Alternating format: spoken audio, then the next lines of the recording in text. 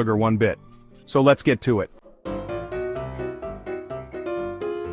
Alright, first things first, let's talk ingredients. For the wonderful crumbly crust, you'll need 1.5 cups of almond flour, 6 tablespoons of unsalted butter melted, 3 tablespoons of a powdered erythritol blend.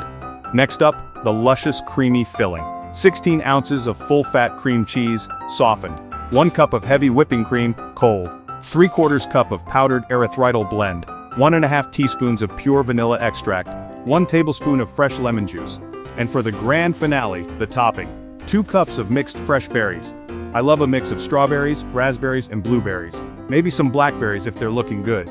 You can leave them as is, all fresh and natural. Or toss them with 1 tablespoon of powdered erythritol. Your choice, cowboy or cowgirl.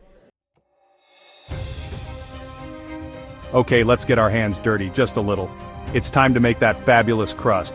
First, you'll need a 9-inch springform pan. No need to grease it for this crust. The butter in the crust mixture does the trick.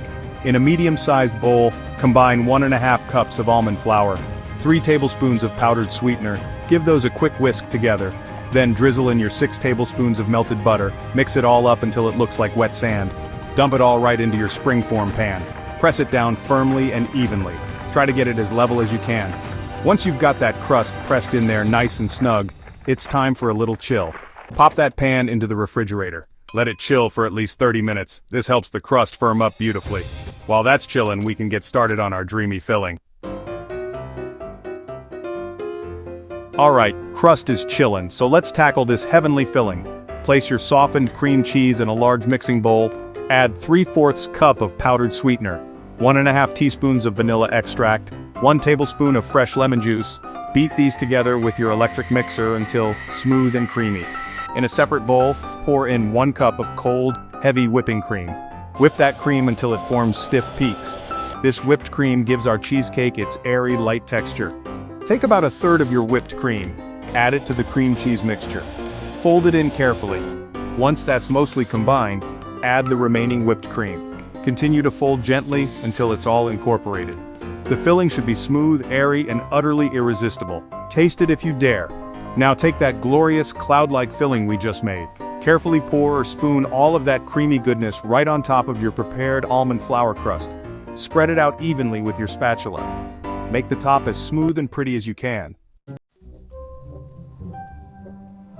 Okay team, we're in the home stretch. Grab that chilled crust from the refrigerator. It should be nice and firm by now. Once the filling is in the crust, cover the pan loosely. Then, it needs to go back into the refrigerator. And it needs to chill for at least 6 hours. Overnight is even better if you can stand the wait. This chilling time is crucial. It allows the cheesecake to set up perfectly firm. While your cheesecake is having its beauty rest, you can think about those berries. Just before you're ready to serve, prepare your topping. Wash your 2 cups of mixed berries. Pat them dry gently. If you want a little extra sweetness, toss them with that tablespoon of powdered sweetener. Or just leave them beautifully fresh and natural. Arrange them generously over the top of the set cheesecake. Make it look like a jewel. To serve, carefully remove the outer ring of the springform pan. Slice it up with a sharp knife, wiping the knife clean between cuts. Serve it up on pretty plates. Enjoy every single bite.